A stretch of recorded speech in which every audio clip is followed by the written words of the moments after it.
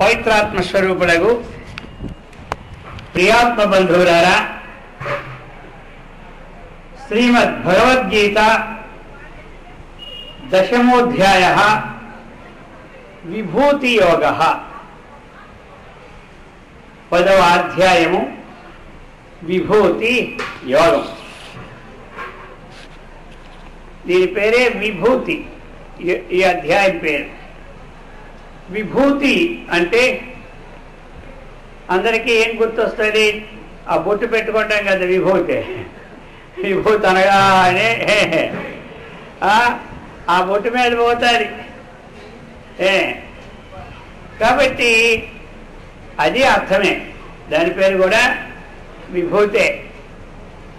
మనకి రెండిటికి విభూతే. ఈ పైన ఇలా పెట్టుకున్న నామం అంటారు, అడవి ఇలా పెట్టుకుంటే విభూతి అంటారు. ఇంతే తేడా, అర్థమైందా? దానికి నామం అని అంటారు, దీనికి విభూతి అంటారు. కాబట్టి ఈ రెండు కూడా విభూతే లెక్క అనమాట. ఇది మామూలుగా వాడిగా ఉన్నటువంటిది. విభూతి అంటే ఏమిటి? ఐశ్వర్యం అన్నమాట. విభూతి అనగా ఐశ్వర్యం. అందుకని ఆ విభూతిని ఎవరైతే రాసుకుంటారో వాళ్ళకు కూడా ఐశ్వర్య ప్రాప్తి జరుగుతుందన్నమాట. విభూతి అంటేనే ఐశ్వర్యం. దానికి వి అనేది ఉపసర్గ చేశారు కాబట్టి విశేషాన భూతి విభూతి అంటే గొప్పదైనటువంటి మహత్తైనటువంటి ఐశ్వర్యాన్ని చక్కగా మనకి ఇచ్చినటువంటిది ఒక అర్థం. రెండవది మహిమాతిశయం. మహిమ, ఆ మహిమలను కూడా విభూతులు అంటారు. మహిమను కూడా, వాటిని కూడా విభూతులు అంటారన్నమాట. అలాగనే భగవంతుని యొక్క మహిమాతిశయం ఆ విభూతులు అన్నమాట. అందరి యందు సామాన్యంగా ఉన్న భగవంతుడు, కానీ యద్యద్విభూతి మత్సత్వం అని లాస్ట్లో చెప్పబోతాడు. అర్థమైందా? ఈ అధ్యాయం అంతంలో యద్యద్విభూతి మత్సత్వం శ్రీమదూషితమేవ తత్తదేవావగచ్చత్వం మమ తేజోంశ సంభవమని విభూతులన్నీ చెప్పి చెప్పి చెప్పి చెప్పి లాస్ట్కి ఎన్నని చెప్పగలమయ్యా? ఎక్కడెక్కడ ఐశ్వర్యయుక్తముగాను కాంతి సహితముగాను ఉత్సాహుతముగా ఉంటునో అదంతా నా విభూతి అని చక్కగా తిరగమన్నారు. అలాగనే మరి కొంతమంది కొన్ని కొన్ని సిద్ధులు చూపెడుతుంటుంటారు. ఇలా పట్టుకుంటారు, అలా ఇస్తారు చేతికి. వీటిని కూడా ఏమంటారు? విభూతులు అంటారు అన్నమాట. అలా విభూతి కూడా కొంతమంది తీసిస్తుంటుంటారు. విభూతి కూడా ఇస్తుంటారు. కొంతమంది వస్తువులు కూడా తీసిస్తుంటారు. ఇది కూడా అన్నా. ఒక ఆయన దగ్గరికి ఒక ఆయన వెళ్ళాడట. వెళ్ళిన తర్వాత ఆయన దగ్గరే గొప్పదైనటువంటి ఒక 1000 రూపాయల నోట్లు అలా తీసిచ్చాడు. కొత్తవి ఇలాగంటే వస్తున్నాయట. ఇలాగంటే వచ్చేస్తాయి. ఆయన అన్నాడట, అయ్యో అయ్యా, ఈ నోట్లకి నెంబర్లు ఉంటాయి కదా, ఈ నెంబర్ గవర్నమెంట్ నెంబర్ ఒకటేనా? మళ్ళీ ఆ నెంబర్లో లేని నెంబర్ అనేది ఉంటుందా? అదే నెంబర్ ఉంటే గవర్నమెంట్ మోసం చేసినట్టుగా మన విభూతి. అదే నెంబర్ ఉంటే గవర్నమెంట్ మోసం చేసినట్టే కదా. సరే, ఇంకా కొంతమందికి ఏమిటంటే స్పర్శయాగమని ఎక్కడెక్కడ వస్తువులు తాకితే అవి మనం కూర్చున్నప్పుడు వచ్చేస్తాయి. అలాగే కొంతమంది ఏం చేస్తారంటే రూముల్లో పెట్టేసుకుంటారు వస్తువులన్నీ. ఆ వస్తువులన్నీ తాకేస్తారు, వచ్చేస్తారు. ఆ చేతిలో ఏం అవసరం లేదు, అది విద్య అనమాట. ఎక్కడ ఉండగలో వశీకరణం. అది ముందు తాకాల. అలాగా ఏ తాకిన గుర్తు కదా, అది మనసులో అనుకునేదిలో వచ్చేస్తుండే. మనం ఏమనుకుంటాం? బా విభూతి. అర్థమైందా? సరే, ఇవి కూడా ఏమనుకుంటారు విభూతులు. నువ్వు కొట్లోకి వెళ్ళి తాకేసి ఇక్కడ ఇచ్చావంటే వాళ్ళకి మోసం చేసినట్టు. మరి 2వ నెంబర్ పుట్టించావంటే మోసం చేసినట్టు. మరి మనం సాధువుగా ఉండి విభూతులు చేస్తే ఇది లోకానికి మోసం వచ్చిన అడిగాడు ఒక ఆయన. అడిగితే అంటనే వెళ్ళిపోయాడు. ఆయనకి నోరు ఎత్తుకుంటాను, నమస్కారం స్వామిని. సరే, అది ప్రసంగ వశాత్తు వచ్చింది అనుకోండి. కాబట్టి విభూతి అంటే ఇవన్నీ విభూతులే. మరి ఇక్కడేమిటి? ఆ భగవంతుని యొక్క మహిమాతిశయాన్ని చెప్తూ ఉన్నాడనమాట. ఎక్కడెక్కడైతే ఆ మహిమలు ఉంటున్నాయో ఈశ్వరుడు అందరిలోనూ సమానంగా ఉంటాడు. ఉన్నా సరే విద్యార్థులు అందరిలోనూ పరమాత్మ ఒక్కలాగే ఉంటాడు. కానీ ఒక్కొక్క విద్యార్థి స్టేట్ ఫస్ట్ తెచ్చుకుంటాడు, ఒక్కొక్క విద్యార్థి దేశం ఫస్ట్ తెచ్చుకుంటాడు, ఒక్కడేమో జిల్లా ఫస్ట్, ఒకడేమో స్కూల్ ఫస్ట్. ఆత్మ అందరిలో ఒకటిగా ఉండున్నా తన ప్రయత్నాన్ని బట్టి వాళ్ళకి ఆ విభూతులు వస్తూ ఉన్నాయి. ఈ విధంగా పరమాత్మ మహదైశ్వర్యం అనేటువంటి మహిమాతిశయాన్ని దుష్ట శిక్ష రక్షణార్థం, అలాగనే లోకంలో ఎంత కూడా రక్షణార్థం అనేకమైనటువంటి అవతార విశేషాలుగా విభూతులుగా నానా రకాలుగా వచ్చారు. అటువంటి విషయాలన్నీ కూడా చెప్పడానికి ఉపక్రమించినటువంటిది ఈ యొక్క దశమాధ్యాయం విభూతి యోగం. శ్రీ భగవాన్ వాచ చెప్తున్నారు, భూయేవ మహాబాహో శృణు మే పరమం వచః యతేహం ప్రియమానాయ వక్ష్యామి హితకామ్యయా. భూయేవ మహాబాహో శృణు మే పరమం వచః యతేహం ప్రియమానాయ వక్ష్యామి హితకామ్యయా. చెప్తున్నారు ఇక్కడ మనకి భూయేవా. భూయ అంటే ఏమిటి? మరలా. భూయో భూయో నమామ్యహం అంటావా లేదా శ్లోకంలో? భూయో భూయో నమామ్యహం అంటే మరలా మరలా నీకు నమస్కరిస్తున్నాను. భూయేవా రెండోసారి కూడా మనకి కూడా చెప్పబోతున్నారు. అది భూయేవ అంటే ఎక్కడ? 7వ అధ్యాయంలో ఏమి ఆ జ్ఞాన విజ్ఞానాన్ని చెప్పుకొచ్చారు. అది కంటిన్యూస్గా 9వ అధ్యాయంలో కూడా ఆ జ్ఞాన విజ్ఞాన విషయాన్ని చక్కగా చెప్పుకొచ్చారు. ఇక్కడ కూడా ఆయన యొక్క జ్ఞాన విజ్ఞాన విషయాలన్నీ కూడా ఈ విభూతి యోగంలో కూడా చెప్పబోతూ ఉన్నారు. అందుచేత భూయేవా మహాబాహో శృణు మే పరమం వచః. అయితే అర్జునుడు ఎలాంటి వాడు ఇక్కడంటే ప్రియమానాయ. అర్జునుడు ప్రియమానాయ ఎలాగైతే అమృతపానం చేస్తూ ఉంటుంటే మహా సంతోషంగా ఉంటుంటాడో ఆ విధంగా శ్రీకృష్ణుని యొక్క బోధ అర్జునునికి ఏమవుతుందంటే బాధ పోతుంది అన్నమాట. అర్థమైందా? ఈయన బోధ ఆయన బాధ అంతా తగ్గిపోతుంది.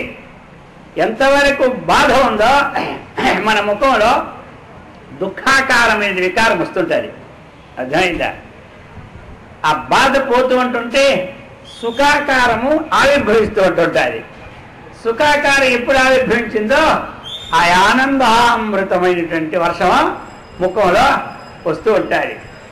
ఈయన యొక్క ఈ వాక్యామృతాన్ని ఎప్పుడైతే పానం చేశాడో ఎవరు? అర్జునుడు. ఈ యొక్క జ్ఞాన విజ్ఞాన సహితమైనటువంటి వాక్యామృతాన్ని చక్కగా పానం చేసిన తర్వాత ఇక నాహం కర్త నాహం భోక్త అన్నటువంటి స్థితికి వచ్చేసాడు. నేను కర్తను కాదు, భోక్తను కాదు, అనుభవించిన దుఃఖానికి భోక్తను కాదు, చేసే పనికి నేను కర్తను కాదు అన్నటువంటి విషయం ఎప్పుడైతే మనసుకు వస్తూ ఉందో ఇంకేమవుతుంది? మనసులో సంతోషం మహా ఉద్భవిస్తుంది. అటువంటి ఉద్భవించినటువంటి వాక్యామృత పానం చేసినటువంటి ప్రియమానాయ ఆ ముఖారింద్రలో కలువ పుష్పాల్లాగా వికసిస్తున్నటువంటి ఆ ముఖ కలువని చూసి అటువంటి వాడిని ఆనందాన్ని చెందాడు ఎవరు? కృష్ణుడు కూడా. ఎందుకు అంటే వినేవాడికి అర్థం అవుతూ ఆనందం వస్తూ ఉంటుంటే చెప్పేవాడికి కూడా సంతోషంగా ఉంటాడు. వినేవాడి ముక్క ఆగి ఏలబడిపోతుంటే ఈ చెప్పేవాడి మొహం కూడా ఆగి ఏలబడిపోతుండే. అర్థమైందా? ఏమంటారా? కాబట్టి ఈ విధంగా అర్జున ముఖం ఎప్పుడైతే సంతోషం వస్తూ ఉందో దీనికి ఇంకా చెప్పేద్దాం అన్నటువంటి కుతూహలం పుట్టేస్తుంది అనమాట. పుట్టించి అర్జున వక్ష్యామి నీకు చెప్తాను. ఎందుకంటావా? హితకామ్యయా హితకామ్యయా అన్నటువంటి విశేషణాన్ని నీకు హితాన్ని అంటే ఏమిటి, మేలును కలుగు చెయ్యాలన్నటువంటి ఇచ్ఛతో నేనున్నాను. నీకు ఏ విషయంలో కూడా ఏమి కష్టము నష్టము లేకుండా, దుఃఖాన్ని ఇవ్వకుండా, హితాన్ని సుఖాన్ని కలుగు చేసినటువంటి హితాన్ని చేయలేనటువంటి ఇచ్ఛ గలవాడనే ఉన్నాను. హిత కామ్యయ. కామ్య అంటే ఇచ్ఛ, హిత అంటే మేలు చేయడం. ఎవరి మాటలు విని భవిష్యత్తులో మనకి మేలు కలుగుతూ ఉన్నదో అతన్ని ఏమంటారు, హితకారి. అర్థమైందా? ఎవరి మాటలు విని మనం భవిష్యత్తులో నష్టం వస్తుందో అతన్ని ఏమంటారు, అపకారి. ఒక ఆయన చెప్పాడు, నువ్వు అక్కడికి వెళ్ళావంటే నీకు మంచి మేలు జరుగుతుందని. నన్ను వెళ్ళాడు, 4 కొట్టి పంపించారు. వాళ్ళు చేతిలో డబ్బులు ఉంగరాలు కూడా తీసుకొని కొట్టి పంపించారు. ఇప్పుడు ఏమైపోయింది, అపకారి అయ్యా లేదా. ఇంకొక ఆయన చెప్పాడు, నేను వెళ్ళాని. ఈయన వెళ్ళగానే చక్కగా వాళ్ళు మంచి కొబ్బరి బొండ నీళ్ళు ఇచ్చి, ఆయన కొన్ని పదార్థాలు ఇచ్చి చక్కగా తీసుకెళ్ళి ప్రసాదం అన్నింటికి చెప్పి ఇప్పుడు ఆయనే వెళ్ళాడు, హితకారి. అందుచేత అయ్యా, అందుకని విని తరువాత భవిష్యత్తులో మేలుని ఎవరైతే మేలు జరుగుతుందో దాని పేరు హితకారి. విన్న తర్వాత భవిష్యత్తులో అపకారం నష్టం కలిగితే అపకారి. అది అందుచేత అర్జున శృణు మే పరమం వచః. పరమం వచః, నేను చెప్పబోయినటువంటి పరమం గొప్పదైనటువంటి వాక్యమును, గొప్పదైనటువంటి అంటే ఉత్కృష్టమైనటువంటి వచనాన్ని చక్కగా విను. ఈ విధంగా చెప్పారు. నమే విదుస్సురగణాః ప్రభవం నమహర్షయః. చెప్తున్నారు ఇప్పుడు, నమే విదుస్సురగణాః ప్రభవం నమహర్షయః అహమాదిరిహి దేవానాం మహర్షీణాంచ సర్వశః. చూసారా ఎంతటి విషయం, గొప్ప విషయాన్ని ఇక్కడ ఇస్తూ ఉన్నారు. నమే విదుస్సురగణాః ప్రభవం నమహర్షయః అహమాదిరిహి దేవానాం మహర్షీణాంచ సర్వశః. 2 విశేషాలు. మే సురగణాః న విదుః. దేవతా గణాలు కూడా నా వాస్తవాన్ని తెలుసుకోలేదు. వాళ్ళు తెలుసుకోలేకపోతున్నారు నా యొక్క యథార్థ స్వరూపాన్ని. సురగణాః, సురగణాలు అంటే ఎవరు? దేవతా గణాలు. వారు తెలుసుకోవడం లేదు. 2 మహర్షయః, మహర్షులు కూడా వారు కూడా నా విదుః తెలుసుకోలేకపోతున్నారు.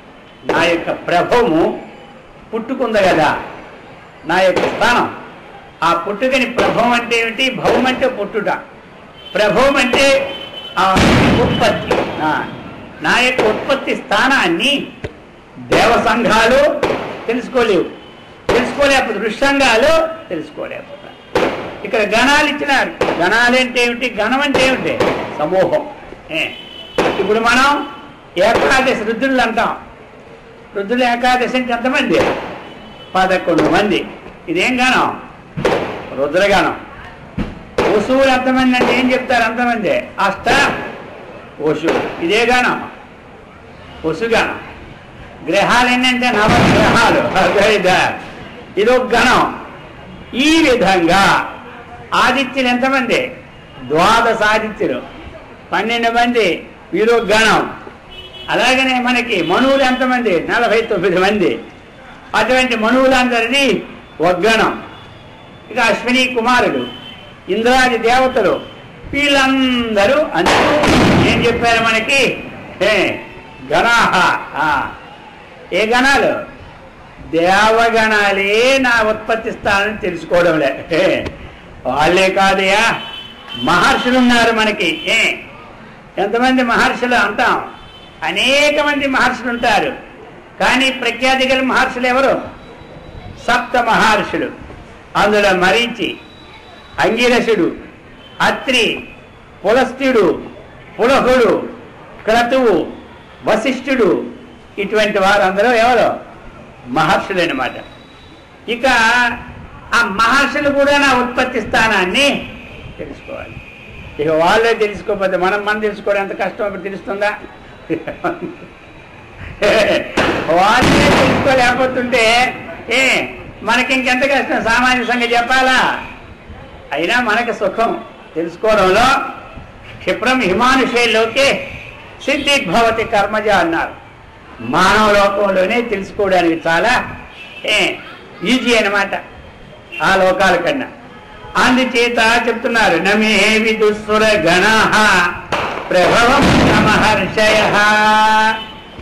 వాళ్ళందరూ నా ఉత్పత్తి స్థానం తెలుసుకోలేరు కాబట్టి ఇక నా విషయాని కోసం వారు వర్ణించడానికి వాళ్ళకి అవకాశం లేదు. అందుకే నేనే చెప్పుకోవాల్సింది ఆ విభూతులని అంటున్నాడు. అర్థమైందా? ఇప్పుడు నా సంగతి నేనే చెప్పుకోవాల్సి వస్తుంది అన్నమాట. ఎందుకంటే మన సంగతి పక్కోడే తెలిస్తే వాడే చెబుతూ ఉంటుంటాడు. ఇక మన సంగతి వాడికే తెలియకపోతే ఇప్పుడు ఏం చేయాలి మరి? ఇక నా సంగతి నేనే చెప్పుకోవాల్సి వస్తుంది అంటున్నాడు ఎవరు? శ్రీకృష్ణ పరమాత్మ. అందుకనిసి అహమాదిరిహి దేవానాం మహర్షీణాంచ సర్వశః. ఆ దేవానాం దేవతలకు, మహర్షీణాం మహర్షులకు, సర్వశః అంటే అన్ని విధములా ఏ ప్రకారంగా చూసినా అహమాదిహి వీళ్ళందరికీ ఆదివాడును నేనే అని చెప్తున్నారు. ఈ విధంగా చెప్పి యోమామజమయాదించ వేతిలోకమహేశ్వరం అసమ్మూఢః సమత్యేషు సర్వపాపై ప్రముచ్యతే. ఇప్పుడు చెప్తున్నారు యో అంటే ఎవడు, మాం అంటే ఎవరిని? నన్ను అంటే ఆ పరమాత్మను. అజం అంటే ఏమిటి? ఇక్కడ నా జాయితే ఇది అజహ తం అజం. అజం అంటే పుట్టుక లేని వాణిగా, ఇంకా అనాదిం ఆది లేని వాడిగా. అర్థమైందా? ఆయన ఎవరికి ఆది ఉంటుందో వాడికి అంత ఉంటుంది, ఎవరికి పుట్టుకుంటుందో వానికి మరణం ఉంటుంది అన్నమాట. కాబట్టి ఆది అంతము మధ్య లేకుండా అంటే అర్థం ఏమిటి? ఆదిలోనూ ఉంటాడు ఆయన, అంతంలోనూ ఉంటాడు, మధ్యలోనూ ఉంటాడు. ఒక దాంట్లో ఉండి ఒక దాంట్లో లేనటువంటి స్థితే లేదు భగవంతునికి. ఈ విధంగా యో ఎవడైతే మాం నన్ను అజం పుట్టుకు లేనివానిగా, పుట్టుకుంటే వానికి ఒక కారణం ఉంటుంది. కారణం ఎక్కడుందో అక్కడ కార్యం ఉంటుంది అన్నమాట. మనం పుట్టడానికి కారణం ఎవరు? మన తల్లిదండ్రుల కారణం. మనం ఎవరము? కార్యం. అయిందా? ఒక ఘటం పుట్టిందంటే కారణం మట్టి, కార్యము కుండ. ఈ విధంగా లోకంలో ప్రతి వస్తువుకి కూడా కార్యకారణ భావ సంబంధము ఉంటుంది. భగవంతుడు ఏ దాని నుంచి పుట్టలేదు కాబట్టి ఆయన కారణము కాదు, కార్యము కాదు. అర్థమైందా? ఈ విధంగా అటువంటి ఎవరినైతే పరమాత్మకి కారణము లేనివాడిగా భావించుకుంటాడు అంటే ఆయన పుట్టుకు లేనివాడిగా భావించుకుంటాడు. ఇంకా అనాది ఆది లేనివాడిగా. ఆయనకి ఆది అంటే ఒక సమయం ఉంటుంది, ఎప్పటి నుంచిది అనేది, అది లేదన్నమాట. ఇప్పుడు ఒక ఆది మనం తీసుకున్నాం అనుకోండి, ఆది వారం, అక్కడ ఆది మొదలనమాట. ఆది అంటే ఏంటి? మొదలేదో దానికి ఆదివారం పెట్టాం, దీనికి మొదలే లేదు. అర్థమైందే? సృష్టి పూర్వం ఏకమేవ ఆసీత్. సృష్టికి పూర్వము ఏకమేవ ఆసీత్ అన్నాడు కానీ దానికి ఆది మాత్రం లేదు. అది కాబట్టి వారముల్లో మొట్టమొదటిది కాబట్టి దాని పేరేం పేరు? ఆదివారం. అందుచేత చెప్తున్నారు యో అనాది. ఆది లేనిది ఏమిటి? అనాది. వే లోక మహేశ్వరం. ఇంకా ఏ విధంగా తెలుసుకోవాలి? నన్నేమో పుట్టుకలేని వాడిగా, తర్వాత అంతమలేని వాడిగా, లోకమహేశ్వరం, ఈ లోకాలన్నిటికీ కూడా అధినేత, ఈశా ఇది ఈట్ శాసనకర్త.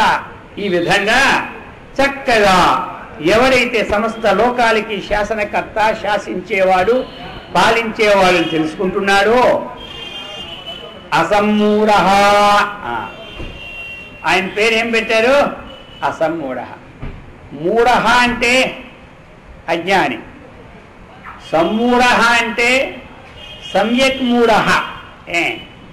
అంటే బాగా అజ్ఞాని అనమాట. అదే నా అసమ్మూఢ అని, నా సమ్మూఢ అసమ్మూఢ అంటే అజ్ఞాని కాదు, కాని వాడెవడు?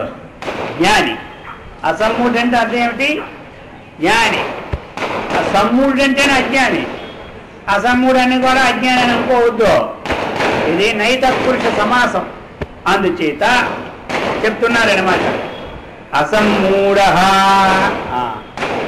సమ్మూఢము కానివంటి వాడు, అటువంటి వాడు మత్తేషు మానవులలో సర్వ పాపై ప్రముచ్యతే చెప్తున్నారు. ఇప్పుడు అయ్యా సమస్త పాపముల నుండి విడుదల చెబుతున్నారు. ఎవరు? ఈ విధంగా తెలుసుకున్నవాడు. పుణ్యకర్మలు చేయక్కర్లేదు అతడు. ఈ విధంగా తెలుసుకుంటే చాలు సమస్త పాపాలను నివారణ అయిపోతున్నాడు. ఈ విషయం అందరూ గమనించండి. ఇప్పుడు పాపాలు మనం పోవాలంటే ఎన్నో పనులు చేసుకుంటాను, పుణ్యకర్మలు.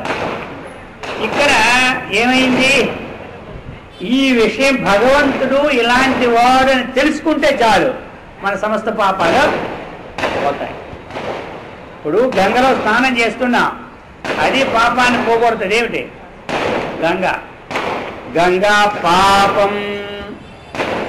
కానీ ఆ పాప బుద్ధి మాత్రం పోదు. తెలిసింది అందరికీ. గంగలో స్నానం చేస్తే పాపం పోతుంది, కానీ పాప బుద్ధి మాత్రం పోదు. ఇంతవరకు ఏం పాపాలు చేసినా అక్కడ అది పోతుంది. మళ్ళీ అక్కడి నుంచి వస్తే మళ్ళీ పాప బుద్ధే. ఇప్పుడు అయ్యప్ప స్వామి మన ఏకమే వేసుకుంటాం 40 రోజులు స్నానాలు చేస్తాం. 40 రోజులు ఆయన మంచిగా చేస్తాం కాబట్టి ఆ పాపాలు పోతాయి. కానీ ఆ పాప బుద్ధి మాత్రం పోతుందా? రాగానే మళ్ళీ మామూలు అంటారు, కొంతమంది చెప్తుంటారు, నెలది మొత్తం 2 నెలలు మొత్తం అంటారేంటి స్వామి అంటారు. ఏంటి అదేంటి? అలాగే తెలుసా? భగవంతుడికే తెలుసా? అందుచేత ఇక్కడ కొన్ని ఉంటాయి, అవి పాపాలు పోగొడతాయి కానీ పాప బుద్ధిని పోగొట్టదు. ఇది అలా కాదు. ఏమి మనం భగవంతుడి యొక్క విశేషాలని చక్కగా వింటే, ఈ విధంగా తెలుసుకుంటే ఆ పాప బుద్ధి కూడా పోతుంది. ఇక్కడ సర్వ పాపై ప్రముచ్యతే అది చెప్తున్నారన్నమాట. ఇప్పుడు యో ఉదాహరణ ఒకటి చెప్పారు. యో అన్యథా సంతమాత్మానం అన్యథా ప్రతిపద్యతే కిం తేన కృతం పాపం చోరేనాత్మాపహారిణే. ఇక్కడ చెప్తున్నారు పాపం అనేది అన్యథా సంతం ఆత్మానం అన్యథా ప్రతిపద్యతే. మహాపాపం ఏమిటి అంటే, అన్నిటికంటే గొప్ప పాపం ఈ శరీరము అనాత్మ. శరీరము అనాత్మ, ఇది ఆత్మ కాదు అన్నటువంటి శాస్త్రం ఉద్ఘోషిస్తూ ఉన్నది, మహర్షి చెప్తూ ఉన్నారు. కానీ ఇటువంటి ఆత్మ కాని శరీరమునందు ఆత్మబుద్ధి అన్నది ఏదుందో, ఆత్మబుద్ధి అనేది ఏదుందో, లోకములో వాడు చేయనటువంటి పాపాలే లేవట. అంటే ఏమర్థమైంది అందరికీ? శరీరమునందు ఆత్మబుద్ధి ఉంటే వాడు అన్ని పాపాలు చేసిన వాడితో అంతకంటే ఎక్కువగా అంతలో చెప్పుకుంది ఇప్పుడు ఏమిటి, అన్ని పాపాలు చేసిన వాడితో ఏమనాలి? సమానం. అర్థమైందా? అందుకని చెప్తూ ఉన్నారు, ఇది చెప్తున్నారు, కిం తేన కృతం పాపం. ఇంకా ఆయన ఏ పాపం చేయలేదని మనం అనుకోవాలి? ఏ పాపం చేయలేదు అనుకోవాలి? అతడు చోరైన ఆత్మాపహారిన, ఏం చోరత్వం చేసినాడంటే అనాత్మ యందు ఆత్మబుద్ధి అనేటువంటి దొంగతనాన్ని చేసేసినాడు బుద్ధిలో. ఇక ఆయన చేయని పాపమే లోకంలో లేదు. ఎందుకంటే అందుకు ఇంకొక ఉదాహరణ చెప్పారు ఒక దగ్గర, దేహాత్మజం బుద్ధిం పాపం నోవధ కోటిభిః. ఇది చాలా, ఎందుకంటే అన్ని గోవుల్ని చంపడానికి కాదు ఇక్కడ, కోటి గోవుల్ని చంపితే ఎంత పాపం వస్తుందో ఈ దేహాత్మ బుద్ధి ఉన్నటువంటి వాడికి అంత పాపం అట. ఒక గోవుకే గోహత్య మహాపాతకం పల్లేసి వస్తూ ఉంటుంటే మనం అర్థమైందా? అలాంటి కోటి గోవుల్ని చంపితే ఎంత పాపమో ఈ దేహాత్మజం బుద్ధి, శరీరమే ఆత్మ అనుకున్నటువంటిది అంత పాపం. అది అటువంటి పాపము ఇంతవరకు ఉన్నటువంటి బుద్ధి ఏదుందో ఈ పాప బుద్ధి ఇప్పుడు ఎవరైతే యోమామజమనాదించా, ఎవరైతే ఈ పరమాత్మకి ఒక్క స్వరూపాన్ని చక్కగా తెలుసుకుంటాడో ఆయన ఏమవుతున్నాడు? సమస్త పాపముల నుండి విడుదల నొందుచూ ఉన్నాడు. ఇదేనమాట విశేషం ఇక్కడ మనకి. అందుకు ఈ ఆత్మజ్ఞానాన్ని వినాలంటున్నాను. మనకెన్ని అయితే వింటున్నారు మీరందరూ కూడా శ్రద్ధగా. ఇన్ని పనులున్నా వర్షాలున్నా ఎక్కడ ఆబ్సెంట్ లేకుండా వస్తున్నారు. అది మీ యొక్క గొప్ప పుణ్యం అనమాట. సామాన్యమైనటువంటి పుణ్యం కాదు, విశేషం. భగవంతుడే చెప్పినాడు, సర్వ పాపై విముచ్యతే. ఇది అనమాట. మనం దానం చేయలేదు, ప్రాయశ్చిత్త కర్మలు చేసుకోలేదు. పురుడికి ప్రాయశ్చిత్తం చేస్తే గాని పాపం పోదు. ప్రాయశ్చిత్తం ఈ ఆత్మజ్ఞానాన్ని ఎవరైతే చక్కగా తెలుసుకుంటున్నాడో వాడి ప్రాయశ్చిత్తం ఏం చేసుకుంటాడంటే 60-70 ఏళ్ళు అయింది, నువ్వు 15 రోజులు ఆహారం లేకుండా మంచిని తాగకుండా మనం ఉండగలదు ఎవడైనా? అందులోనికి షుగర్ బీపీలు 2 గంటలు 3 గంటలు నోట్లు వేస్తే కానీ ఉండలేదు. దాని అందుకని ఎవరి ఆత్మతత్వాన్ని చక్కగా శ్రవణం చేసి వింటూ ఉన్నారో వారికి ఆ ప్రాయశ్చిత్తం కూడా చేసుకోకుండా పాపం పోయినటువంటి విశేషాన్ని ఇక్కడ చెప్తున్నాడు భగవంతుడు. చాలా అద్భుతమైన శ్లోకం ఇది. ఎందుకంటే మనకి ఏం కావాలండి? అందుకు అసమ్మూఢ సమత్యేషు సర్వపాపై ప్రముచ్యతే. అయ్యా, అతను ఏమవుతున్నాడు? మనుష్యుల్లో మోహరూపమైనటువంటి ఆవరణం లేనివాడై వివేకవంతుడై సమస్త పాపముల నుండి విడుదల పొందుతున్నాడుగా మోక్షాన్ని పొందిపోతున్నాడు. బుద్ధి జ్ఞానమః సమ్మోహ క్షమా సత్యం దమశ్యమః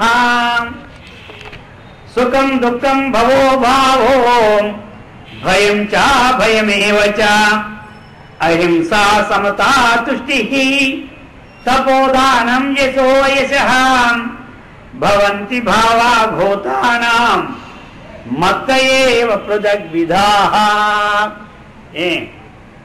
ఈ 20 కూడా ఈ 2 శ్లోకాల్లో 20 గుణాలు ఇచ్చాడు భగవంతుడు.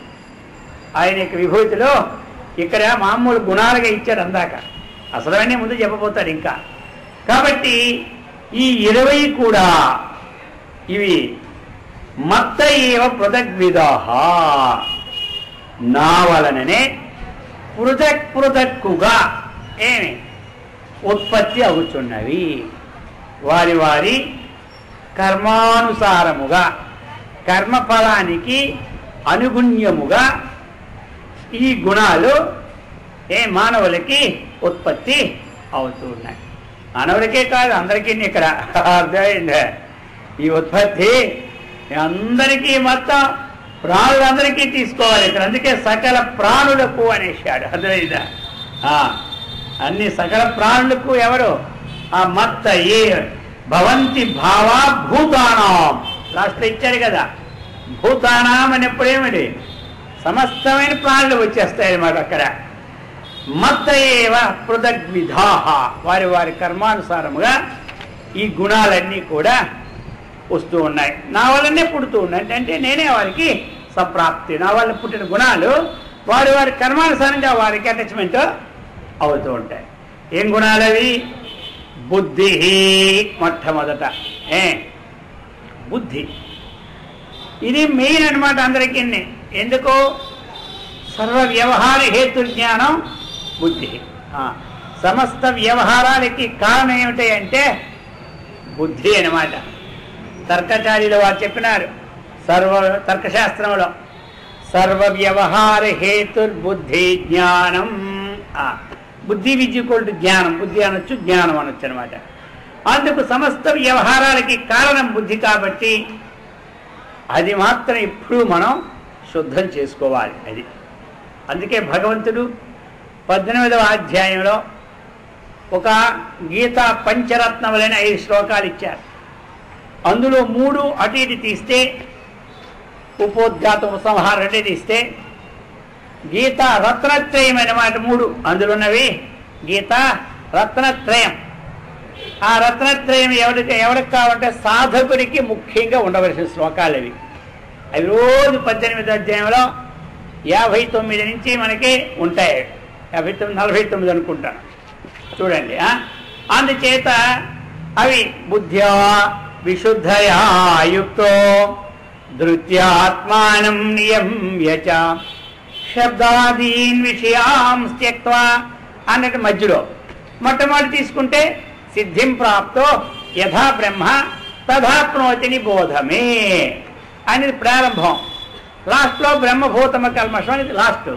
మధ్యలో ఉన్నది ఏమిటి? ఈ 3 బుద్ధ్యా విశుద్ధయా యుక్తో అన్నటువంటి సాధన. ఆ 3 శ్లోకాలు సాధనకి యోగ్యమైనవి. భగవద్గీతలో సారం ఆ 3.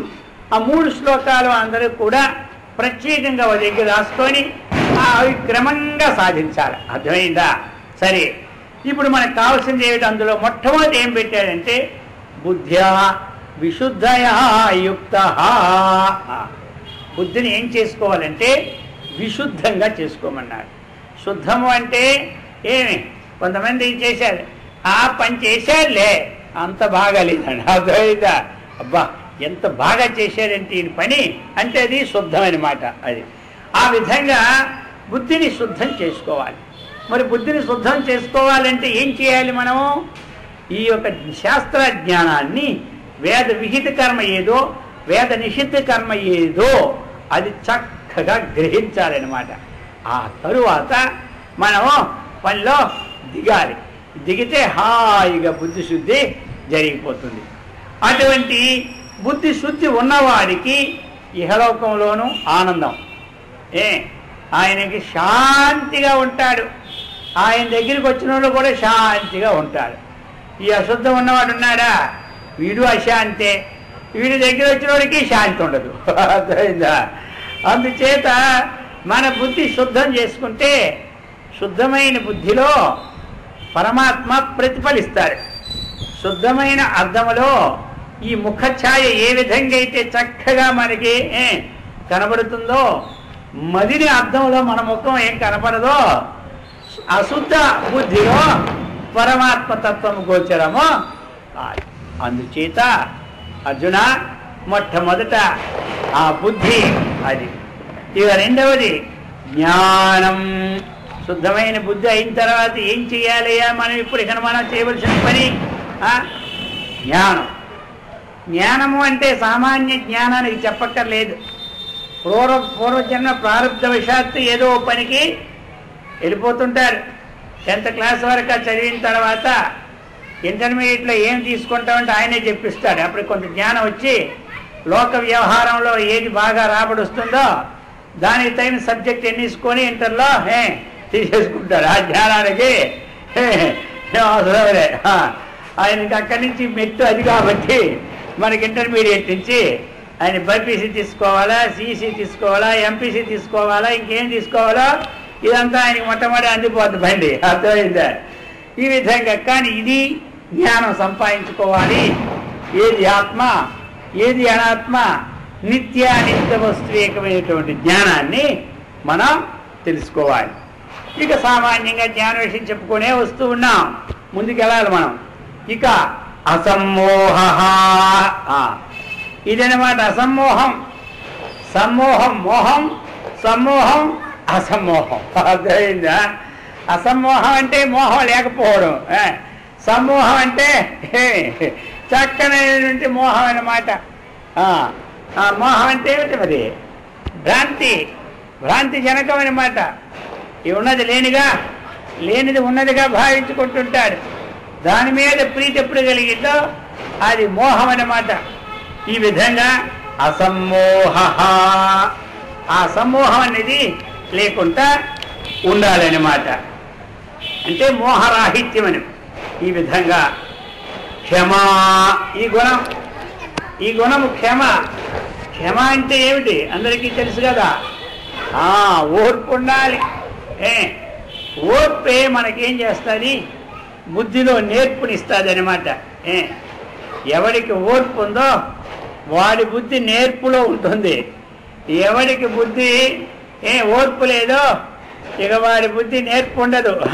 వాడు ఇష్టం వచ్చినట్టు చలాయమానమై వెళ్ళిపోతుంది. అందుచేత మనకి ఆ క్షమ ఉండాలి.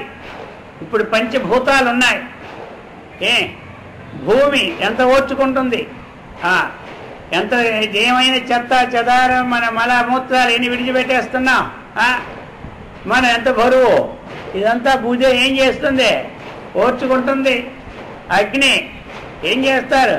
మొత్తం మన తిని పారేసిన చెత్తకల్లా అగ్ని తగిలిస్తూనే ఉంటుంటారు. అయినా సరే ఏం చేస్తుంది అగ్ని? అగ్నిలో హోమం కూడా వేస్తారా? నీళ్ళు ఇది కూడా వేస్తారు. ఇది ఏం చేస్తుంది? అగ్నిదేవుడు హాయిగా ఓర్చుకుంటున్నాడు.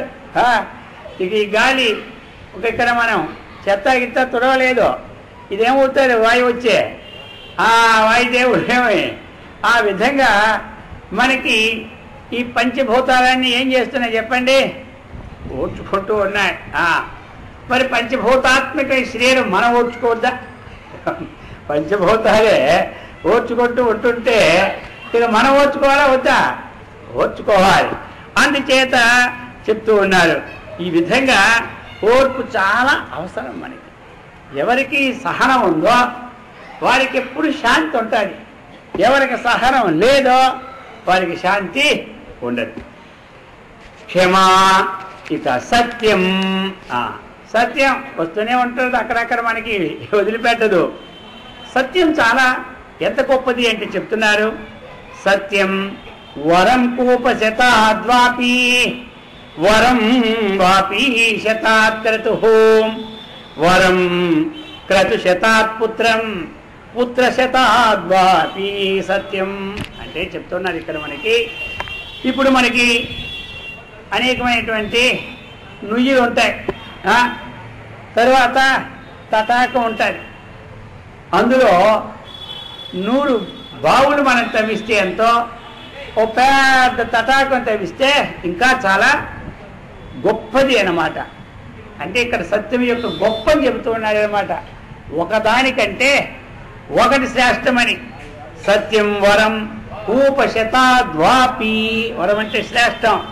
కాబట్టి ఇక్కడ ఏమిటి? 100 బావులు తవ్విన దానికన్నా ఒక పెద్ద తటాకం తవ్వాడంటే అది చాలా గొప్పది అని చెప్తున్నారు. ఆ విధంగా వాపి వరం శతాత్ క్రతు, అలాంటి తటాకాలు పెద్దవి ఒక 100 చేస్తే ఎంతో, ఒక మంచి యజ్ఞం చేస్తే అంత ఫలితం అన్నమాట.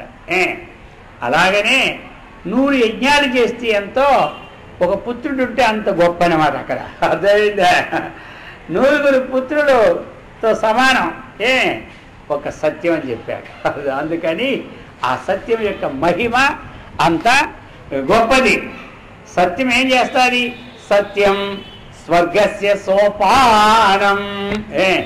స్వర్గానికి సోపానం ఏమిటి అంటే సత్యం. ఎలా అంటే పారావారస్య నౌరివా, పారావారం సముద్రాన్ని దాటాలి అంటే నౌహు అంటే ఓడ. ఆ పారావారాన్ని దాటడానికి సముద్రాన్ని దాటే నవ్వు అంటే వాడు ఎలాంటిదో, పడవ తెప్ప ఎలాంటిదో ఆ విధంగా ఈ సత్యం అన్నటువంటి స్వర్గస్య సోపానం అన్నారు. స్వర్గలోకానికి వెళ్ళడానికి ఇది ఒక సోపానం. అది వద్దనుకుంటే తర్వాత వదిలేవచ్చు, కాబట్టి దానికి ఇది ఒక సోపానం అని చెప్పుకొచ్చారు. ఇక దమశమః, దమః బాహ్యేంద్రియ నిగ్రహం. మన 10 ఇంద్రియాలని చక్కగా నిగ్రహించుకోవాలి. ఇది చెప్పుకొనే వస్తూ ఉన్నాం మన ఇంతకు ముందు నుంచి కూడా. ఇంద్రియ నిగ్రహం. శమః అంతరింద్రియ నిగ్రహం. బాహ్యేంద్రియాన్ని నిగ్రహించాలి, అంతరింద్రియాన్ని చక్కగా నిగ్రహించుకోవాలి. ఇంకా చెప్తున్నారు సుఖం దుఃఖం భవో భావః. సుఖము భగవంతుడిదే, దుఃఖము ఆయన ఇచ్చిందే. సుఖం ఎవరికి వస్తుంది? పుణ్యాత్ములకి సుఖం కలుగుతుంది, పాపాత్ములకి దుఃఖం కలుగుతుంది. భవః, భవః అంటే ఏమిటి? పుట్టుట. అభావః పుట్టుక లేకపోవుట. భవం అంటే పుట్టడం, అభావం అంటే లేకపోవడం. పుడుతూ ఉన్నాం, మరి లేకపోవడం ఎప్పుడవుతుంది మనకి? ఎవరు ఈ తత్వాన్ని చక్కగా తెలుసుకుంటున్నారో వాని యొక్క అభావం ఎల్లప్పుడూ ఉండదని మాట. ఎక్కడ ఎల్లప్పుడూ ఉంటుంది లోకంలో. ఏ అభావము? శరీరంతో ఉన్న నామరూపాత్మకం ఉంది కదా, దీని యొక్క అభావము ఎల్లప్పుడూ ఉంటుందన్నమాట. అంటే ఇది మాటి మాటికి ఈ నామరూపాలతో వచ్చేవాడు ఆయన కాదు. అది చెప్తున్నారు. భయం చ అభయమేవచ. ఇక భయము అభయం. భయము ఎవరికి భయము? ద్వితీయాత్తు భయం భవతి. రెండవది ఉన్నదనుకున్నవాడికి భయం. ఏకమేవ అద్వితీయ అన్నటువంటి వాడికి భయరహితం.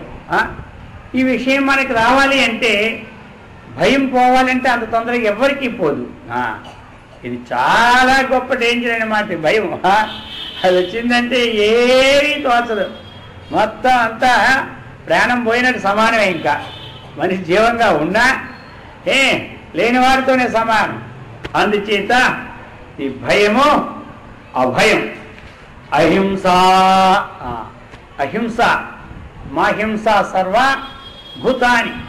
ఏ ప్రాణికి కూడా మనం మనసు చేత, వాక్కు చేత, కాయం చేత ఇతరులని ప్రాణులని ఎప్పుడు మనం హింసించకూడదు అన్నటువంటిది అహింస. అహింస అనేది ఇది పెద్ద వ్రతం అని చెప్పారు ఎవరు? మనకి పతంజలి మహర్షి. జాతి, దేశ, కాల, సమయ అనవచ్ఛిన్న సార్వభౌమ మహావ్రతం అన్నారు. అర్థమైందా? ఈ అహింసా వ్రతం చాలా గొప్పది అన్నమాట.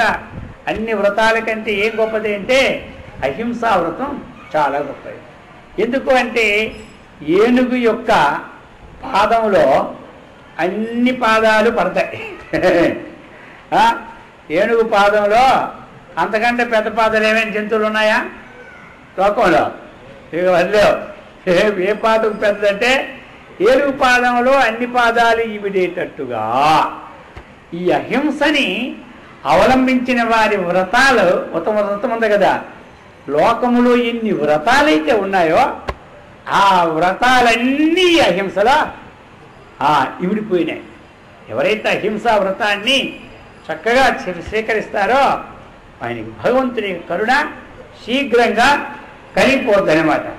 అందుచేత అహింస పరమో ధర్మ అన్నారు. అయితే ఈ హింస కూడా ఒక్కొక్కరు ఒక్కొక్క విషయాన్ని విడిచిపెట్టి మిగతా విషయాల్లో ఉంటారు. ఒక మత్స్యవాడు ఉన్నాడు, చేపలు పట్టేవాడు. ఆయన ఏమంటాడంటే, నీ చేపలు పడతారు కానీ ఆ గంగానది ఒడ్డుకి 12 వెళ్ళాడు ఒక 6 నెలలు ఉండడానికి. ఇప్పుడు ఏమంటాడంటే, ఈ గంగానదిలో చేపలు మాత్రం నేను పట్టణం అంటాడు. ఇప్పుడు గంగానదిలో పట్టణం అంటే అర్థం మరి ఆ దేశంలో అక్కడ చేయదు, మళ్ళీ ఈ దేశం వస్తే మామూలు. అందుకని అన్నాడు దేశ కాల సమయ అనవచ్ఛిన్న. కొంతమంది ఏం చేస్తారు, ఒక్కొక్క కాలం ఉంటుందన్నమాట. ఈరోజు ఏకాదశి వ్రతం శనివారం కాబట్టి వెంకటేశ్వర స్వామి చూస్తాడని ఆ రోజు ఏ ప్రాణికి హింస చెయ్యదు. ఆ కాలం దాడిపోయిందా మళ్ళీ కాలం మామూలే. ఇది కూడా సంపూర్ణమైనది కాదు. కొంతమంది రోజు తిరుగుతూనే ఉంటారు అందరికీ, కానీ మహాశివరాత్రి ఈరోజు తిట్టకూడదు అనుకుంటాడు. ఏమంటారు ఒక్కరోజు ఎవరికి తిట్టకుంటూ ఉంటుంటాడు అనమాట. మళ్ళీ మన్నాడు మామూలే. వీడి హింస ఏమైంది? ఒక కాలంతోనే అవచ్ఛన్నం అయిపోయింది సమయం. కొంతమంది ఏమిటి ఉపదేశం తీసుకున్నప్పుడు మాంసాహారం తినకూడదని మానేస్తారు, కానీ మళ్ళీ ఆ సమయం అది అలాగ అయిపోయింది అంటారు. ఏ సమయంలే పాడులే, అర్థమైందా? సరే, తినేవారు మానేయండి, తినేవారు తినకూడదు. ఇంట్లో వచ్చేవాళ్ళు చేసి పెట్టండి, ఇంట్లో మానేస్తే ఎట్లా? అర్థమైందా? ఎవరికి ఆరోగ్యం లేదో వాడు పథ్యం ఆచరించాలి, కానీ మీరు ఒక్కరే ఏమి తినకూడదు ఆ ఫలానికి కూడా డాక్టర్ చెప్పాడని అందరికీ ఆ కూర ఇష్టపడి వచ్చిందని మానేయాలా? అందుకని మీరు ఒకవేళ ఉపదేశాలు తీసుకుంటారనుకోండి, మాంసాహారం మానేయమంటారు. మిమ్మల్ని ఇంట్లో పిల్లలందరూ తింటే అలాగే పెట్టండి. ఎవరైతే రోగం భవరోగాలు ఎవరు వచ్చినా వారు మానేయండి. మనం మానేసినా మళ్ళీ పొయ్యి వచ్చినా పెట్ట వచ్చినంటే దానికి దీనికి సంబంధం ఏముంది? ధర్మవ్యాధుడు మాంసం తినేవాడు కాదు, మాంసం కోసేవాడు కాదు, తెచ్చిన కొనుక్కొని ఆ మాంసం అమ్మేవాడు జీవితం అంతా. కాబట్టి ఇక్కడ కొన్ని నియమాలు ఏమిటి మనం ఆలోచించుకోవాలి. ఇవన్నీ కూడా ధర్మమైన విషయాలు కాబట్టి మనం ఎప్పుడో అంతా మాన్యాక ఆ భగవత్కార్యంలో దిగుదామంటే మనం అవుతుంది వల్ల క్షణం మన చిత్తమో ఉండదు. అందుకని చెప్తూ ఉన్నారు, దేశం చేత కాలం చేత సమయం చేత అవచ్ఛిన్నం యుక్తము కానిటువంటి అనవిచ్ఛిన్నమైన ఏ వ్రతం ఉందో ఆ వ్రతమే సార్వభౌమ మహావ్రతం. అది అటువంటి చక్రవర్తితో సమానమైనటువంటి అహింసా వ్రతం. ఈ విధంగా అహింస సమత ఇది చెప్తూనే ఉన్నారు భగవంతుడు. సమత్వం యోగ ఉచ్యతి విద్యావని సంపన్నే బ్రాహ్మణే గృహస్థిని సునిచయ స్వపాకే చ పండితా సమదర్శి. మీరు వినదే కాబట్టి శ్లోకం చెప్పి వదిలేస్తున్నాను. సమత తుష్టి ఇది ఉండాలి. ఏది ఉండాలి? తుష్టి. ఇది లేకపోతే తుష్టి అంటే సంతోషం. సంతోషం కొంతమందికి ఎంత వచ్చినా సంతోషమే ఉండదు, ఎప్పుడు దుఃఖమే. ఎప్పుడు దుఃఖమే. మీకు ఇంతకుముందు ఒక ఉదాహరణ చెప్పాను, గుర్తుందా లేదా మర్చిపోయారో తెలియదు. ఒక ఆవిడ ఉంది, అక్కడికి ఇంక అమ్మ వచ్చింది. ఈ అమ్మ ఏదో దీన వదనంగా మాటలు కూడా మాని దుఃఖసాగంలో ఉంది. ఎందుకు మీరు దుఃఖసాగంలో ఉన్నారని అడిగారు. ఏమీ లేదు, మా మేనల్లుడికి అతను సంవత్సరం చనిపోయినాడు అని చెప్పారు. ఏమైంది? వాడేమో నా కింద ఒక 25 లక్షలు ఉంటే రాసి పెట్టాడు, అది నాకే కలిసిపోయింది. అది కలిసిపోతే ఇప్పుడు దుఃఖం ఎందుకు అన్నాడు. ఈ సంవత్సరం మా బావమతి కొడుకు నా పేరు రాశాడు, కానీ ఇంకా చావలేదని నేను దుఃఖిస్తున్నాను. వాడు రాస్తే చావలేదు. కింద సంవత్సరం వచ్చాడు 25 లక్షలు చాలదా? ఈ విధంగా ఎవడో రాసి పెట్టాడంటే వాడు చచ్చిందాక వాడి మీదే. అందుకే వాళ్ళకి ఇవ్వాల్సింది ఇచ్చి మిగతా దాన్ని ఉంచుకుంటే గొడవ లేదు. వాళ్ళ దగ్గర ఉంచుకుంటే వీడు ఎప్పుడు చస్తారా దేవుడే చాటును మొక్కుతూనే ఉంటుంటారు. అందుకని పిల్లలకి ఇవ్వాల్సిన ఆస్తులు పిల్లలకి ఇచ్చి మీరు ఉంచుకోండి.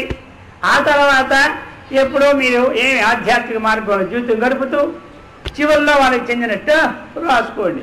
అంతా మీ దగ్గర పట్టుకుంటే వాడు రోజు మొక్కడమే దేవాలయంకి వచ్చి. అర్థమైందా? ఈ విధంగా ఉండకూడదా చెప్తున్నారు. ఈ విధంగా దృష్టి మానవుడికి సంతోషం ఉండాలి. పని లేకుండా సోమరతనంగా ఉండి సంతోషం కాదు. ఇది కష్టపడాలి, వచ్చిన దాంతో తృప్తి పొందాలి అని చెప్తున్నారు. తపస్సు ఉండాలి. తపస్సు చెప్పుకునే వచ్చాం. కాయేంద్రియ శోషణం తపః. మన ఇంద్రియాలు, మన శరీరము, మన యొక్క అధీనములో ఉండడానికి చేసిన క్రియ ఉందో అదే తపస్సు. అందుచేత తపసా కిల్బిషం హంతి. తపస్సు వల్ల ఏమవుతుంది? పాపము పోతుంది. తపః దానం. ఇక్కడ దానం దేశకాల పాత్రేచ. కొంతమంది దానం ఏం చేస్తారు, ఆయా దేశంలోనూ ఆ కాలంలోనూ ఆ పాత్ర వచ్చేటప్పుడు చేస్తూ ఉంటుంటారు. అయితే మరి అలాగే లేకుండా మామూలుగా ఇస్తే దానం మంచిది కాదా? మంచిది కాదని. అందులో కూడా అధికమైన లాభం కావాలంటే ఆ పనులు, అంతేగాని ఎప్పుడూ కూడా దానం అన్నటువంటిది గొప్ప విషయమే. అదాన దోషేణ భవే దరిద్ర, దరిద్ర దోషేణ కరోతి పాపం, పాపాదవశ్యం నరకం ప్రయాతి, పునర్దరిద్ర పునరేవ పాపి అన్నాడు. అర్థమైందా? ఆదాన దోషం చేత దరిద్ర జన్మ వస్తుంది. ఆ దరిద్ర దోషం చేత అనేకమైన చేయడానికి ఏమి దొంగతనాలు తప్పుడు పనులు చేయవలసి వస్తుంది. వాడు పునర్దరిద్ర పునరేవ పాపి అన్నారు. అందుచేత దానం, ఆ దానం కూడా వచ్చిందల్లా ఇచ్చేయం కాదు. ఏదో 100% 5% మనం కేటాయించుకోవాలి. ఇషహ అంటే ఏమిటి? కీర్తి. మరి కీర్తి ఎప్పుడు వస్తుందో చెప్పండి?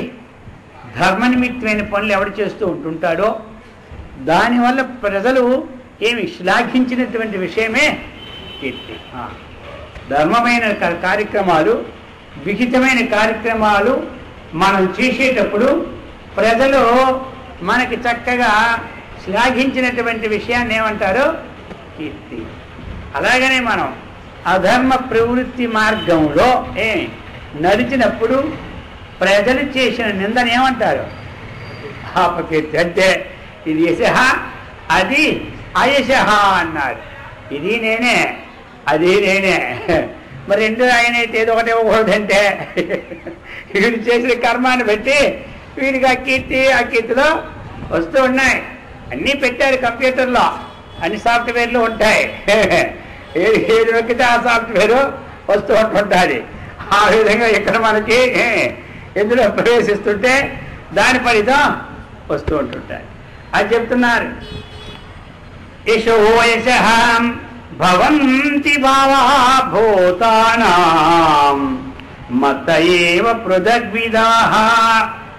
ఈ విధంగా నానా విధములైన గుణములు సకల ప్రాణులకు కూడా పరమేశ్వరుడైన నావలనే ఈ కర్మానుగుణ్యంగా ఈ గుణాలన్నీ వస్తున్నాయి అన్నారు.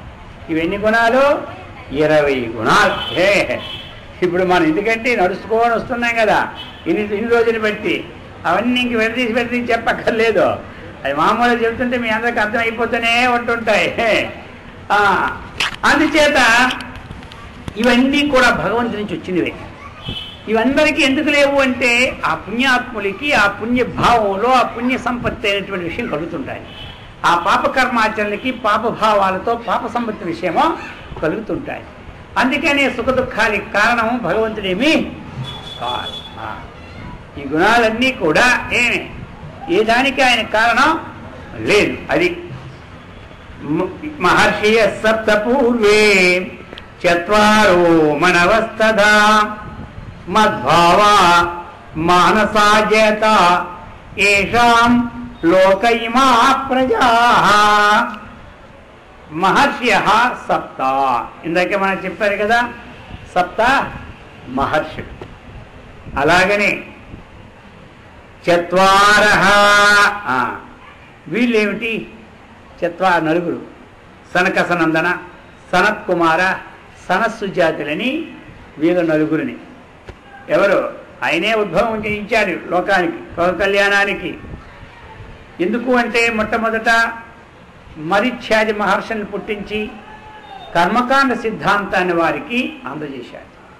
అలాగనే సనకాది మహర్షుల్ని పుట్టించి జ్ఞానకాండ సిద్ధాంతాన్ని ప్రచారానికి ఇచ్చినారు.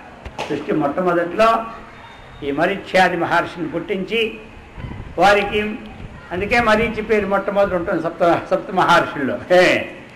ఆ మరీచ్యాది మహర్షుల్ని పుట్టించి కర్మకాండ సిద్ధాంతము లోకములో ప్రచారం చేయమని వారిని వినియోగించారు. ఇక లోకంలో వేదము ద్వైవిధ్యం కాబట్టి కర్మకాండ ఉంది, జ్ఞానకాండ ఉంది. ఈ జ్ఞానకాండ కోసం ఈ సనక సనందనాథుల్ని సృష్టించి వీరి ద్వారాగా చేశారు. అందుకని ఈ విధంగా మనవః, ఇందాకే మనవులు చెప్పుకున్నా 49 మంది అని. స్వయంభూ ఇక్కడ ఏమిటో ఈ విధంగా కొన్ని 14 మంది మనువుల్ని ఎంచుకొని 14 అని ఇక్కడ అంకి. అందులో ముఖ్యమైనటువంటి చతుర్దశి మనువుల్ని తీసుకున్నారు. పరమేశ్వరుడు వీళ్ళందరూ కూడా నా సంకల్పం వల్లనే పుట్టారంటున్నారు. ఏతాం విభూతి యోగంచ మమయో వేత్తి తత్వతః సోవికంపేన యోగేన యుజ్యతే నాత్ర సంశయః. ఇంకా దీనికి ఒక యోగం పేరు పెట్టాను ఇక్కడ, అవికంప యోగం. అర్థమైందా? ఈ విభూతి యోగానికి ఇక్కడ భగవంతుడి పేరు పెట్టాడు అవికంప యోగేన. ఏతాం విభూతిం యోగంచ. అయ్యా నా యొక్క విభూతి యోగాన్ని చక్కగా ఎవడైతే తెలుసుకుంటాడో మమ యో వేత్తి తత్వతః. తత్వతః అంటే యథార్థంగా. మమ విభూతి యోగం. విభూతి యోగం, విభూతి అంటే ఏంటి? ఐశ్వర్యుక్తమైనటువంటి దీని ద్వారా ఏకత్వ ప్రతిపాదనటువంటి యోగాన్ని ఎవడైతే సంపాదించుకుంటున్నాడో భగవంతుని ముందు చెప్పబోతారు. అన్నిట్లోనూ ఒక మానవుల్ని చెప్పి ఊరుకోలేదు. పశుపక్షాలను ఎత్తుకున్నాడు, దేవతలను ఎత్తుకున్నాడు, ఋషుల్ని ఎత్తుకున్నాడు, కవుల్ని ఎత్తుకున్నాడు, యోగుల్ని ఎత్తుకున్నాడు, రకరకాలైనటువంటి వారిని అందరినీ ఎత్తుకున్నాడు. అందుచేత ఆ తత్వాన్ని చక్కగా ఎవడైతే తెలుసుకుంటూ ఉన్నాడో అటువంటి ఈ విభూతి ఐశ్వర్యమైనటువంటి యోగాన్ని ఎవరైతే తత్వతః యథార్థంగా తెలుసుకుంటాడో అతడు సోవికంపేన యోగేనా. అది కంపనం. కంపనం అంటే ఏమిటి? కదలుట. అది వికంపనం. అందులో వికంపనం అంటే విశేషంగా ఇది కదలడం. ఏజ్రు కంపనే ధాతువు అన్నమాట ఇది. అందుచేత ఆ ఏజ్రు అన్నటువంటి ధాతువుకి కంపనార్థంలో వచ్చింది. అందుచేత ఇది కంపనం అంటే ఏమిటి? చలనం, కంపించడం, అన్నీ అదలడం, శరీరాలన్నీ కూడా ఈ విధంగా. వికంపం అంటే ఏమిటి? ఇంక బాగుగా అదుతుంటారు. నా వికంప అవికంప. అర్థమైందా? ఇతడు నిశ్చలం అన్నమాట. అవికంపం అంటే ఏమిటి? నిశ్చలమైన యోగం. నిశ్చలం ఎప్పుడు ఉంటుంది? గాలి లేని తావనందించబడిన దీపం ఎలా ఉంటుంది? నిశ్చలంగా ఉంటుంది. అలాగనే తత్వాన్ని చక్కగా అవగాహన అయిందంటే మన మనస్సు ఎటు పోదు. అవగాహన కానంత వరకు పోతుంది. అనేకమైన గాలులు వీస్తున్నంత వరకు దీపం ఏ విధంగా కదులుతూ ఉంటుంటాదో దీనికి విషయ అవగాహన కానంత వరకు అన్ని వైపుల సంచారం చేస్తూ ఉంటుంది దీపంలాగా. ఎప్పుడు అవగాహన అయిపోయిందో సోవికంపేనా. అందుకని అవికంప యోగం అని కూడా దీన్ని అంటున్నారు. ఈ పేరు విభూతి యోగం ఏమిటి అంటే కొంతమంది అవికంప యోగం అని కూడా పిలుస్తూ ఉంటుంటారు. అవికంప యోగినా, ఆ నిశ్చలమైన యోగముతో కూడుకున్నవాడు, ఇందు సందేహేమీ లేదు. అతడు ఎవడే అంటే చక్కగా ఎవడైతే విభూతి యోగాన్ని తెలుసుకుంటున్నాడో వాడు చలనం లేనటువంటి నిర్వాణమైన స్థితిని వాడు చక్కగా పొందుతున్నాడు అనే విషయాన్ని వ్యక్తం చేస్తున్నారు. అహం సర్వస్య ప్రభవః మత్తం సర్వం ప్రవర్తతే ఇతి మత్వా భజంతే మాం బుధా భావ సమన్వితాః. అర్జున, అహం సర్వస్య ప్రభవః. ఇక్కడ ఎందుకు అంటే మామూలుగా మనం తెలుసుకోవడానికి కొన్ని చెప్పాలి. విషయం తెలియకముందు ఎవరో ఉండాలి కదా ఉత్పత్తి కారణం. అందుకు అహం అంటే ఎవరు? ఆ పరబ్రహ్మ స్వరూపమైనటువంటి నేను. ఇక్కడ వ్యక్తిమైన పిండాకారం కాదు అహం అంటే. అహం ఆ పరబ్రహ్మ స్వరూపమైన జగత్కారణ స్వరూపం అహం నేను. ఆ నేను సర్వస్య ఈ సమస్త ప్రపంచానికి కూడా ప్రభవః ఉత్పత్తి కారణను నేనే అనియో. ఇంకా మత్త సర్వం ప్రవర్తతే, సకల ప్రపంచమును నా వలననే ప్రవర్తించుచున్నది. ఉత్పత్తి స్థితి, ఉత్పత్తి స్థితి.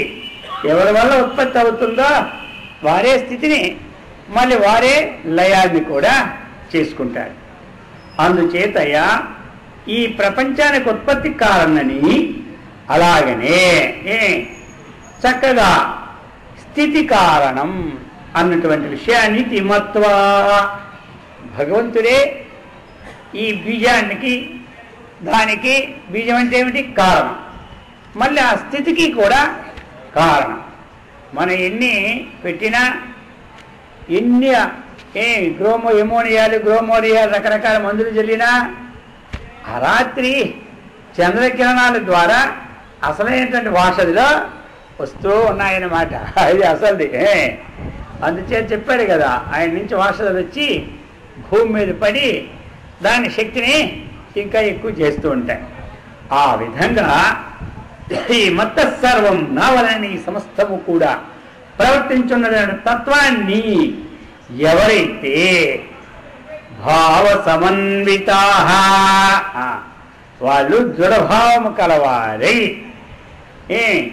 మత్వా భజంతి, వారు చక్కగా ధ్యానం చేస్తూ ఉన్నారో లేక విచారణ చేస్తూ ఉన్నారో అటువంటి వారు ఏమవుతున్నారు? మచ్చిత్త మద్గత ప్రాణ. ఈ శ్లోకాన్ని ప్రాణమే ఇస్తున్నారు. దానికి బోధయంత పరస్పరం కథయంతశ్చ మాం నిత్యం తుష్యంతి చ రమంతి చ. వారు మచ్చిత్త, నేనే ఆ పరమాత్మను అన్నటువంటి తత్వమును గుర్తెరింగిన వాళ్ళనమాట. వారు ఆ చిత్తాన్ని ఎక్కడ? ఆ భగవంతుని నాయందే చిత్తాన్ని స్థాపిస్తారు వారు. ఎందుకంటే ఈ పరమాత్మే ఈ జగత్తుకి పరమ గతి అని నిశ్చయం అయిపోయింది వారికి. అందుచేత ఇక వారి చిత్తం అటు ఇటు పెట్టరు. మచ్చిత్తాహ మై చిత్తాహ మచ్చిత్తాహ, నాయందే చిత్తాన్ని ఉంచినవారు. మద్గత ప్రాణాహ, ప్రాణములు. ఇక ఈ మనం జీవిస్తున్న జీవనాధారము దేనికయ్యా అని అడిగితే ఆ భగవతత్వాన్ని చక్కగా తెలుసుకోవడానికే మన ప్రాణములు. ప్రాణాలు దేనికోసం అయ్యా అంటే ప్రాణ సంరక్షణార్థం ఆహారం తింటున్నాం. ప్రాణాలు దేనికంటే తత్వ జిజ్ఞాసనార్థం చెప్పాడు కదా. మన ప్రాణాలు దేనికే? ఆధ్యాత్మిక మార్గంలో మనం ఉన్నాం కాబట్టి మనం ప్రాణాలు దేనికని చెప్పుకుంటాం? తత్వ జిజ్ఞాసానికి. మరి మిగతా ఈ మార్గమే లేను. ప్రాణాలు ఎందుకంటే ఉన్నటువంటి కోట్లను అనుభవించడానికి ఉండాలి ప్రాణం అంటాడు. అర్థమైందా? అందుకని అలా కాకుండా అతని కోసమే ఈ ప్రాణాలు అన్నమాట. అది ఇంకా బోధయంత పరస్పరం, పరస్పరం ఒకరికొకరు ఏం చేస్తారంటే ఆ భగవంతుని యొక్క విషయాలు, ఇది పరమాత్మ తత్వం, ఇది దైవతత్వం, ఇది సాకార తత్వం, ఇది నిరాకార తత్వం, ఇది నిత్య వస్తు వివేకం, ఇది అనిత్య వస్తు వివేకం ఇత్యాది పరస్పరం బోధయంత. వారు ఒకరికొకరు చెప్పుకొని వాళ్ళు ఏమవుతారు? కథయంతశ్చ. ఇక ఆయన యొక్క కథల్ని ఈ విధంగా చెప్పుకుంటూ తుష్యంతి చ రమంతి చ నిత్యం, ఎల్లప్పుడూ కూడా రం క్రీడాయా ధాతువు కాబట్టి రమణం అన్నమాట. ఎందులో రమణం? ఏదైతే తెలుసుకున్నారో ఆ తెలుసుకున్నటువంటిదే పరస్పరం ఒకరికొకరు చక్కగా చెప్పుకొని దాంట్లోనే ఆసక్తి కలిగి రమించి ఉంటారన్నమాట. అది దాంతో ఏమవుతుంది? సంతోషం అనేది వ్యక్తం అవుతుంది. ఎప్పుడైతే ఆ సంతోషం వచ్చిందో మరి సంతోషాత్తు అనుత్తమ లాభ. ఆ సంతోషం వల్ల ఏమవుతుంది? ఉత్తమమైనటువంటి లాభాన్ని పొందుతూ ఉన్నారు. అందుచేత ఒక శ్లోకం చదివేద్దాం. తేషాం సతతయుక్తానాం భజతాం ప్రీతిపూర్వకం దదామి బుద్ధియోగం తం యనముపయాంతి తే. అటువంటి వారు సతతయుక్తానాం, ఎల్లప్పుడూ కూడా ఆ భగవంతుని యందు ఏకాగ్ర చిత్తులే ప్రీతిపూర్వకంగా ఎవరైతే భజిస్తూ ఉన్నారో వారు సతతయుక్తానాం నిరంతర ధ్యాన పరులైన వారు. అటువంటి వారికి ఆ పరమేశ్వరుడు నన్ను పొందుటకు దదామి బుద్ధియోగం జ్ఞానయోగాన్ని ఏన మాముపయాంతి తే వారికి ఏ విధంగా ఏమి జ్ఞానం కలగాలన్నటువంటి స్థితిని నేనే ఇస్తున్నాను అన్నారు. ఇంకా అంతకంటే ఏం కావాలండి? మనకి భగవంతుడే జ్ఞానయోగాన్ని కలిగించినటువంటి స్థితిని కూడా ఏర్పరుస్తున్నారు. అయితే మన ప్రయత్నం చేయాలి. అది మనం ఏం చేయాలి? ప్రయత్నం చేయాలి. కాస్త మనం 3 అడుగులు ముందుకు వేసామనుకోండి, ఆయన 4 అడుగులు ముందుకు ఇంకొచ్చి మనం నడలేకపోతే మన ఎత్తుకొనే తీసుకెళ్ళిపోతాడు ఎవరో భగవంతుడు అన్నమాట. అందుచేత అటువంటి వాడి బుద్ధియోగాన్ని కూడా నేనే ఇస్తున్నాను. బుద్ధియోగం ఎప్పుడొచ్చిందో అప్పుడే మనకి చక్కటి స్థితి కలుగుతుంది. కాబట్టి ఈ విధంగా